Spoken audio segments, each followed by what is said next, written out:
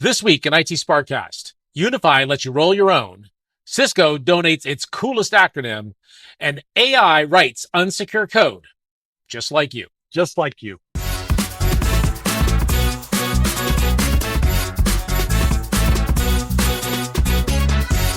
Greetings and welcome to IT SPARC Cast. I'm your host, John Barger. And I'm your host, Lou Schmidt. Let's see what's going on out there. This is our last episode of this season. So, IT SPARcast is a digest of the IT news over the last week with insights, opinions, and a little sarcasm from two experts, each with over 20 years of experience working in IT or for IT vendors. And as Lou mentioned, we have been doing this for just coming up on a year. So this is the end of our season. We'll be coming back at the end of August, early September for season 2 with a few changes. And we want to hear what you think. So send email to feedback@itsparcast.com. Let us know anything that you think that we should change, your favorite parts, maybe less favorite parts of the season, and we will make those changes as we retool for the new season. But with that, let's get right to the news bites. let's do it. So what's going on with Ubiquiti, man?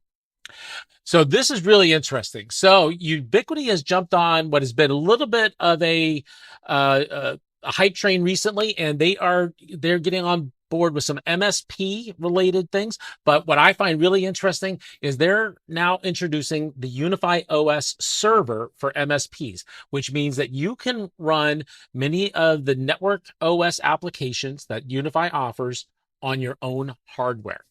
That means that you can run many of the various applications on your own self-hosted platform, so not necessarily in the cloud, on your own hardware, and that includes on x86, x64, and ARM64 architectures on your own physical hardware, virtual hardware, whether it's on the edge or in your data centers. I think this is very, very cool. You just know somebody's going to try to shoehorn this onto a Raspberry Pi.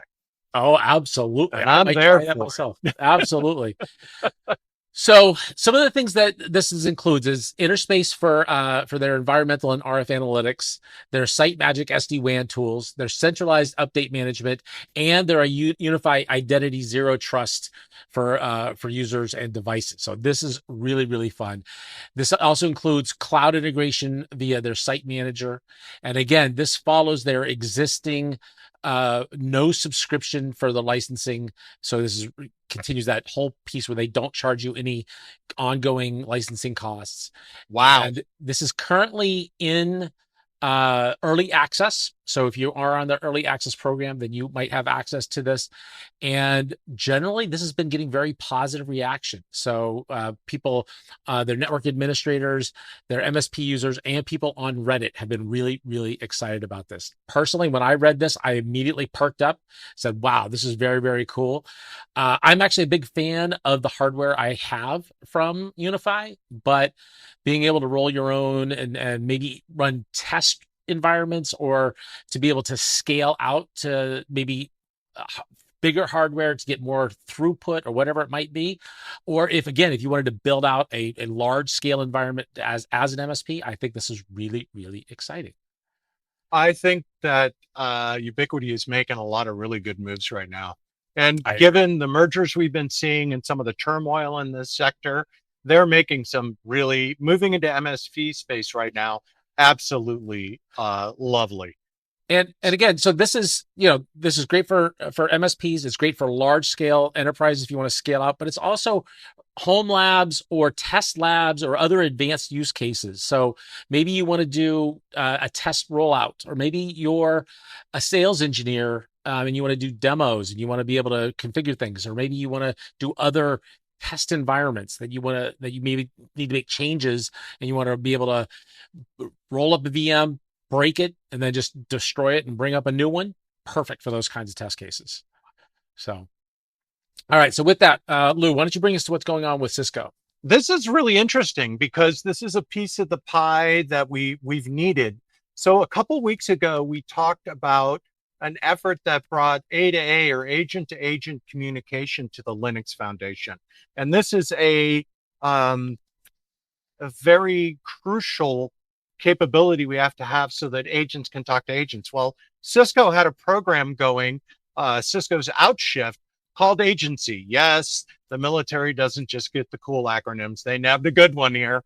And what agency does is they have moved this thing to the open source foundation, the Linux Foundation. So it is now there, and it allows AI agents from different vendors to discover, authenticate, communicate, and collaborate. So if you saw us talking about A to A, you probably have some question marks floating over your head. So let's cover this thing. So the core components of agency is that it has agent discovery. So it is an open agent schema framework, OASF. So think of this as like YAML for agents, is the way I'm sort of looking at this.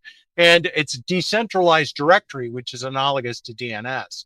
So an agent could send, hi, here's what I am and here's what I do, up to this decentralized directory. And then somebody looking for that service in a certain location can come back and find that agent. Agent identity is provided by cryptographically verifiable identity and access control. Agent messaging. So there's a secure low latency interactive messaging called SLIM that allows agents to quickly talk to each other. And it uses the cryptographic piece. Agent observability allows you to monitor and debug what your agents are doing, right? So a protocol integration, it seamlessly supports Linux Foundation-led protocols such as agent to agent and Anthropic's model context protocol. So MCP and A to A are also somewhat kind of complementary. So here's how it nets out. Agent to agent and Anthropic model context protocol, those are like lower level protocols. They allow us to, those are like layer 4 stuff. What Cisco just donated is more like layer 7 stuff. It's the application layer, right? This thing is actually helping manage the application itself. So the agency piece uses all this stuff to enhance the capability of agents. And this was the missing piece I think we were looking for. It's going to give the security model. It's going to give the authentication model, access control. It provides all those higher level knobs that will talk to those lower level protocols and enable you to build a scalable service. I think this is really exciting. Kudos to Cisco for contributing this to the open source community. I think it's going to be absolutely huge to allow us to establish an open, interoperable internet of agents. The internet of agents is what's coming. Yeah, and I think this is great news.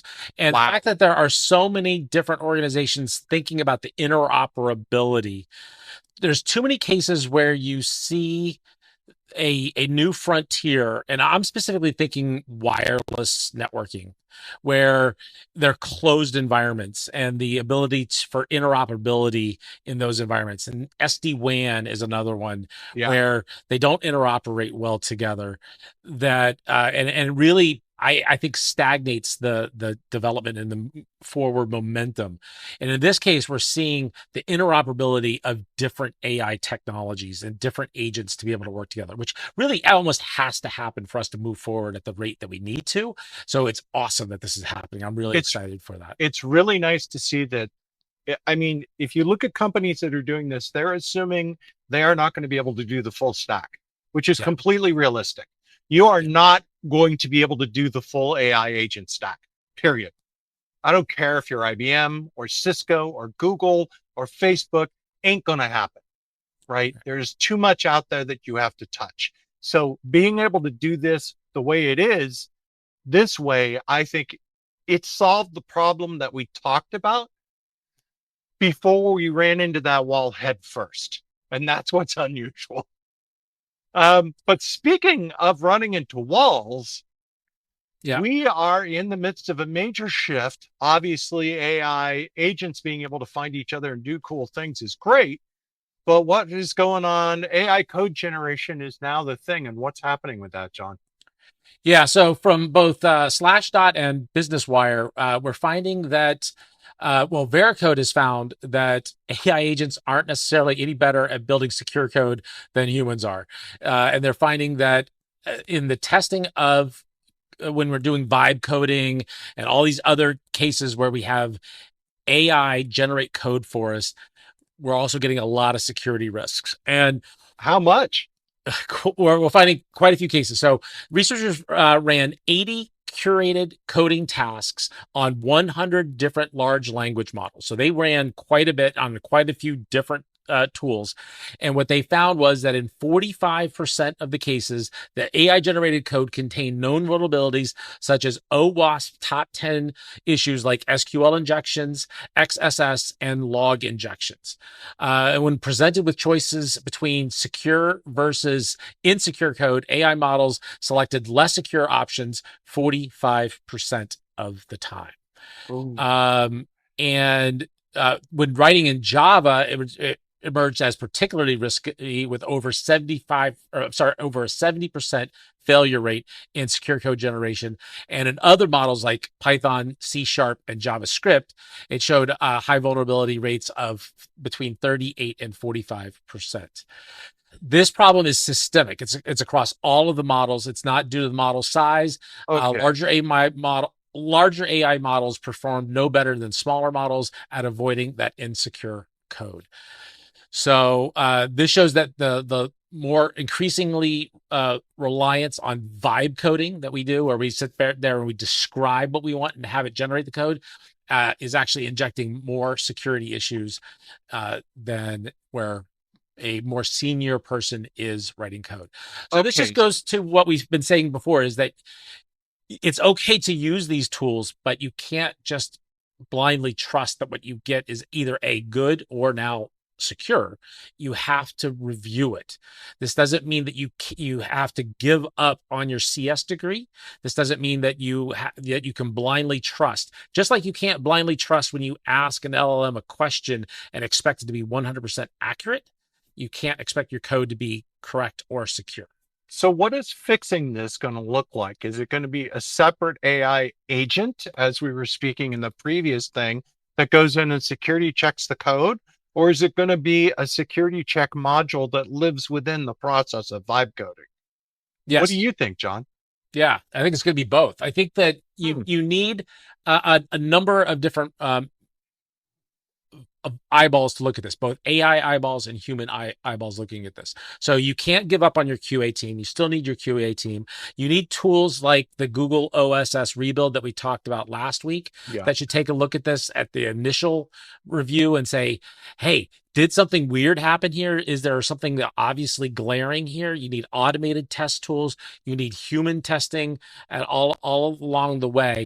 And again, especially if you're doing open source, you need, lots of different tools out there reviewing this, both human testers and automated tools, and never just trust that it's going to work. Don't vibe code on Friday morning and deploy on Friday afternoon. Never do that. Never push to production on Friday afternoon. So, yeah, Oh my God. If we have to tell you that, please come back. We will tell you more. absolutely. Absolutely. So that is going to wrap today's episode, and we do want to hear from you. We couldn't do this podcast without feedback from listeners like you, and we want to hear from what you think. What do you think about UniFi's new offerings, being able to run it on your own hardware? Would you try to run it on a Raspberry Pi? Would you like to run it in your own lab and do your own testing there? What do you think about AI vibe coding and the security issues there? Let us know. Send email to feedback@itsparkcast.com or hit us up on X. If you're watching us on YouTube, leave a comment down below. We read every single piece of feedback and every comment that we get, and we respond to most. If it's particularly insightful or entertaining, we will read it out on our broadcast, and you'll get to hear your name and your comment there. Be sure to hit like, subscribe, and turn on notifications. That way you never miss an episode. So with that, from the world of enterprise IT, take care. We'll see you in season 2.